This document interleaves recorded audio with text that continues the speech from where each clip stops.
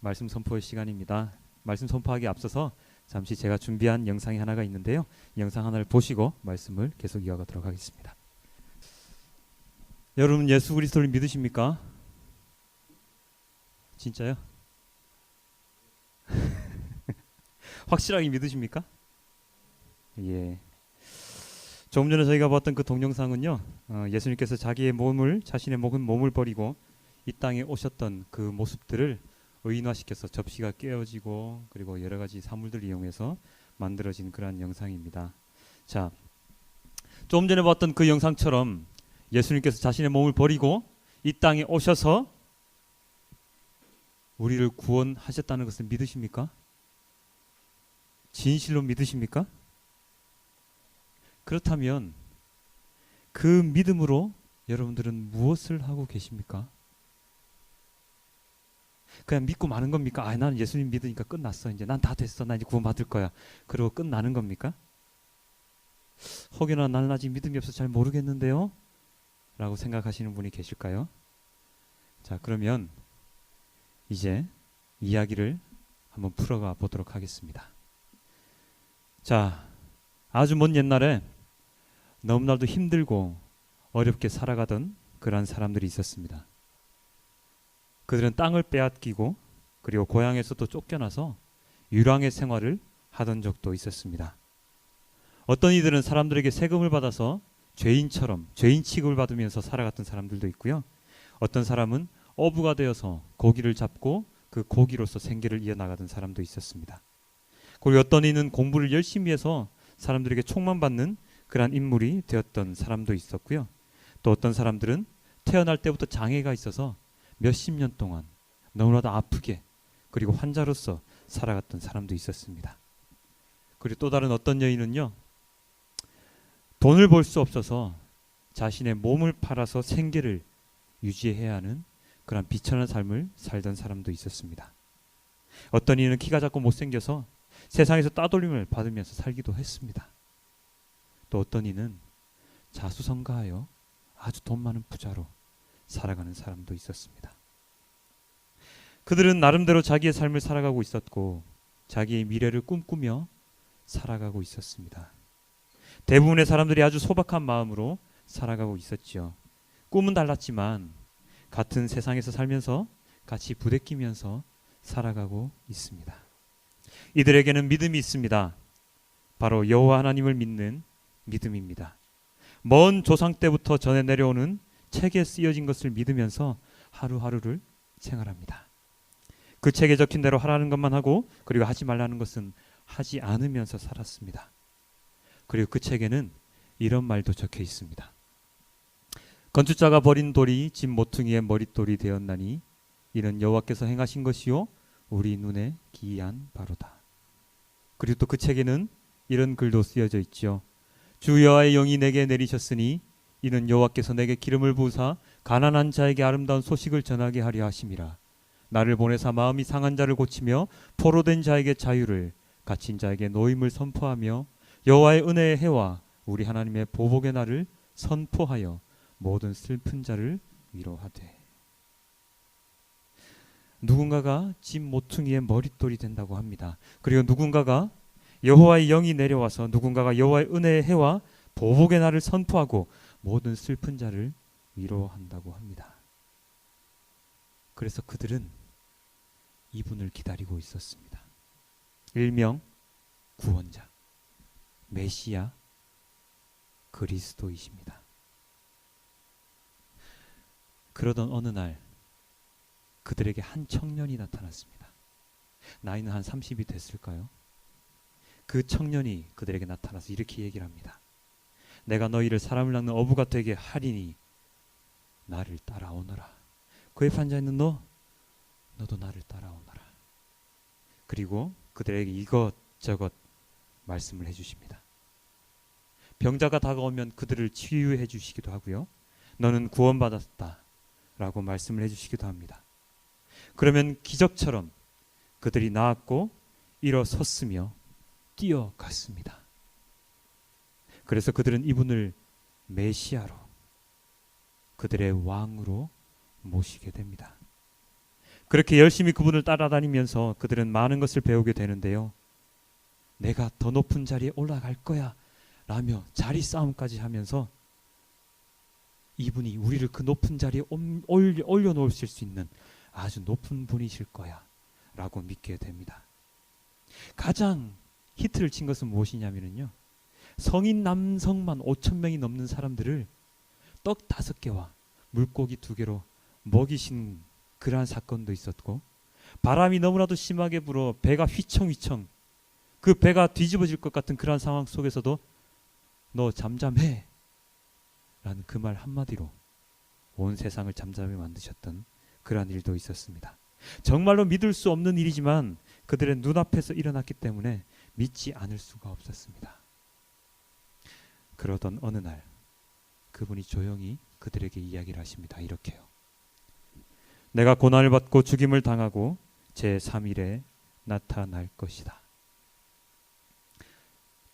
청천벽력 같은 이야기입니다. 그들은 그분을 왕으로 자신들을 로마의 핍박에서 벗어나게 해줄 구원자로 알고 있었기 때문입니다. 그런데 그분이 죽임을 당한다니요. 그분은 정말로 죽임을 당하셨습니다. 피투성이 몸으로 골고다 언덕에 오르시어서 십자가에서 숨을 거두시게 됩니다. 내가 다 이루었다. 아버지, 내 영혼을 아버지의 손에 부탁합니다. 이 말씀을 남기시고 숨을 거두십니다. 그래서 그들은 그분의 시신을 내려서 장사를 지냅니다.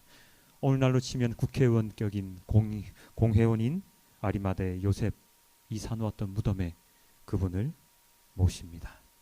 고이고이 세마포로 싸서 말입니다. 아무도 들어가지 못하게 큰 돌로 무덤을 막았습니다. 그리고 그들은 일상의 생활로 다시 돌아갔습니다. 혼란스럽지만 어쩔 수 없는 현실이라고 생각하면서 자신의 생활로 돌아갔습니다. 이분은 그분을 너무나도 잘 알고 있었습니다. 왜냐하면 그분과 함께 생활을 했고, 그리고 그분의 말씀을 외울 수 있을 정도로 들어왔었기 때문입니다. 많은 기적과 이적들을 경험했고 눈으로 보았으며 그분이 자신들을 해방시켜 줄 것이라고 굳게 믿고 있었기 때문입니다.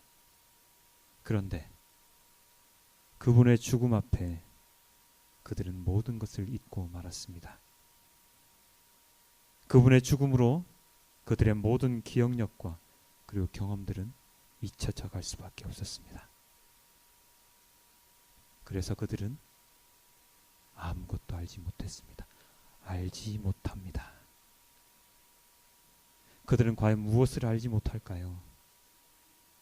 오늘 본문 중에 요한복음 20장 9절 이렇게 나와 있었습니다. 그들은 성경에 그가 죽은 자 가운데서 다시 살아나리라 하신 말씀을 아직 알지 못하더라. 그 바로 위에 있던 구절이죠. 마태복음 16장 21절 9절에 이렇게 나와 있습니다. 내가 고난을 받고 죽임을 당하고 제3일에 나타날 것이다. 예수님께서 분명히 저렇게 얘기를 하시고 고난을 받고 십자가에 못 박혀 돌아가셨는데, 제자들이 외웠던 것은 고난을 받고 죽임을 당하고까지만 알고 있었던 것입니다. 제3일에 나타날 것이다.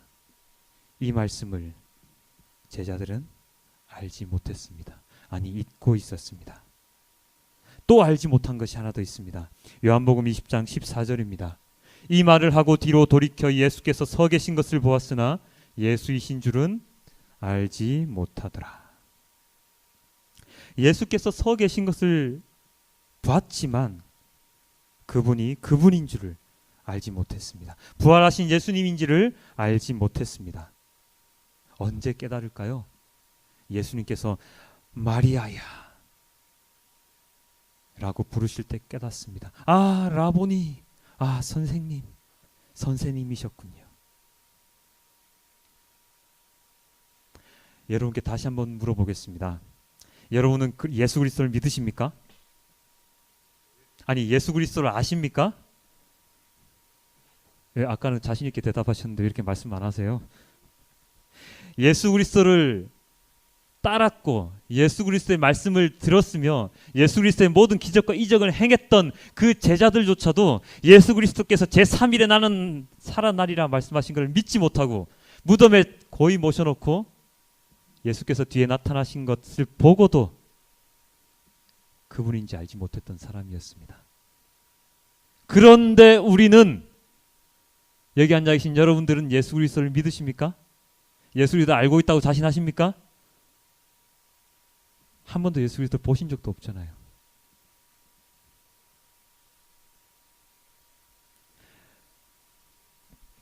우리가 예수 그리스도를 믿고 있다, 우리가 알고 있다라고 아까 그렇게 자신 있게 얘기했던 그 답을 제가 지금 가르쳐 드립니다.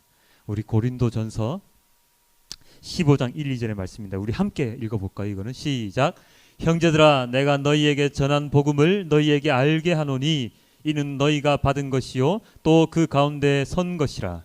너희가 만일 내가 전한 그 말을 굳게 지키고 헛되이 믿지 아니하였으면 그로 말미암아 구원을 받으리라. 이 말씀 때문에 우리는 예수 그리스도를 믿을 수 있고 예수 그리스도를 알 수 있는 것입니다. 마리아가 예수님을 알아보지 못했을 때 예수님께서 친히 마리아야 하고 부르셨습니다. 그때 마리아는 깨닫습니다. 아, 예수님께서 부활하셨구나. 예수님께서, 저기 서 계신 예수님이 우리가 알던 바로 그 예수님이시구나.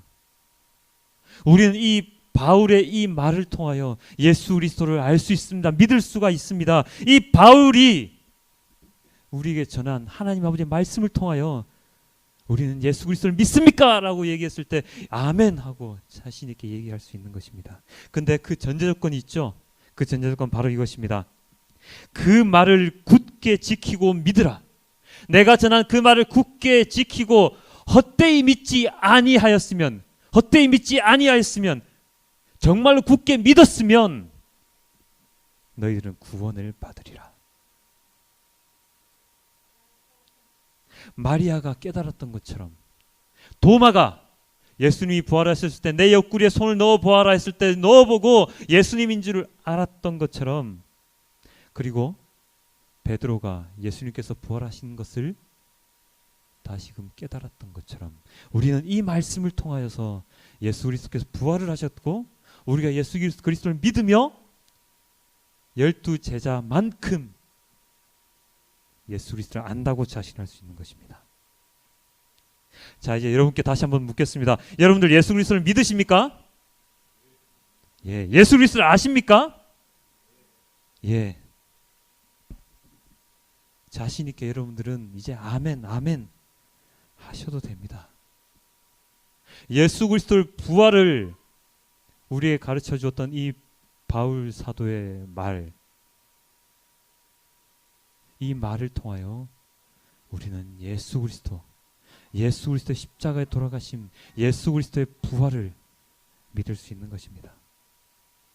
오늘이 무슨 날인지 혹시 아시나요? 네, 부활절입니다. 사람들이 성탄절은 되게 잘 압니다. 그죠? 왜 잘 알죠? 첫 번째, 노는 날입니다. 두 번째, 산타클로스가 우리에게 선물을 주시는 날입니다. 그래서 성탄절은 아주 기다리고 너무나도 잘 알고 있습니다. 근데 부활절은 일반 사람들이 잘 모르죠. 그죠? 왜 모를까요? 공휴일이 아니니까. 그리고 산타가 오지 않으니까 잘 모릅니다. 그렇기 때문에 우리는 오늘이 부활절이다, 예수님께서 부활하신 그런 날이다라고 사람들에게 전해야 할 임무가 있습니다.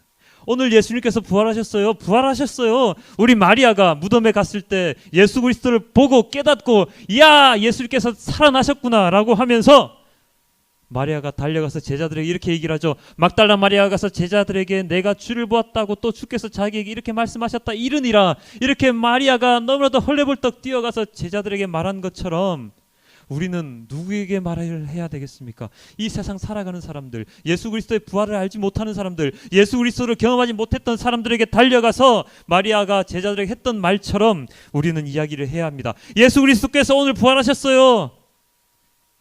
우리를 구원하셨던 예수 그리스도께서 오늘 부활하셨어요 라고 이야기를 전해야 하는 것입니다.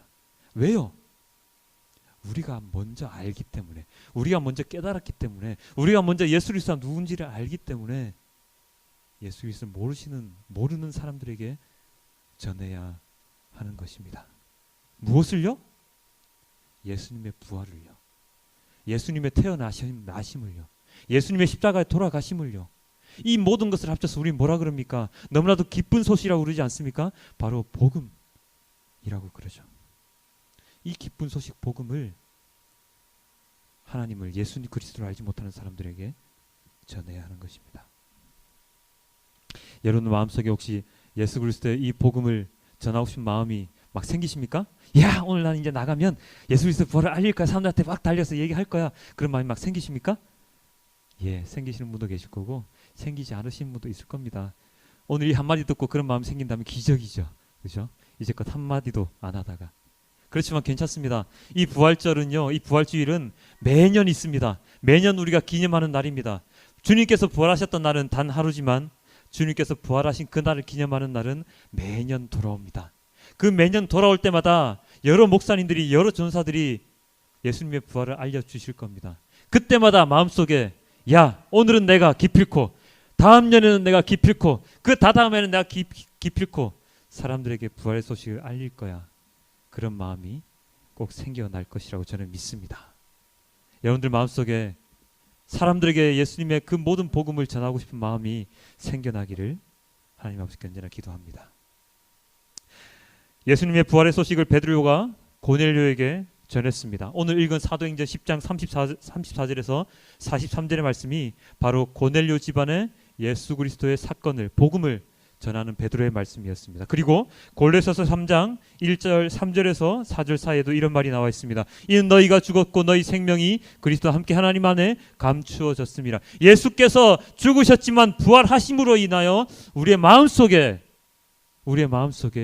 하나님 아버지 그리스도께서 함께 살고 계시다라고 골로새서에 증거되어 있습니다. 이 말씀 기억나시죠? 오늘 우리가 길게 읽었던 그 말씀 중에 한 가지 말씀이었습니다. 그리고 마리아 사건, 제가 쭉 읊어드렸던 그 마리아 사건 요한복음에 나와 있습니다. 알지 못했던 마리아가 알게 되어서 제자들에게 전하는 그 모습, 제가 여러분께 상세하게 전했습니다. 오늘의 말씀은 이것으로 끝입니다. 내가 모르는 사이에 슬그머니 오늘 말씀은 끝. 오늘 말씀은 이걸로 마칩니다.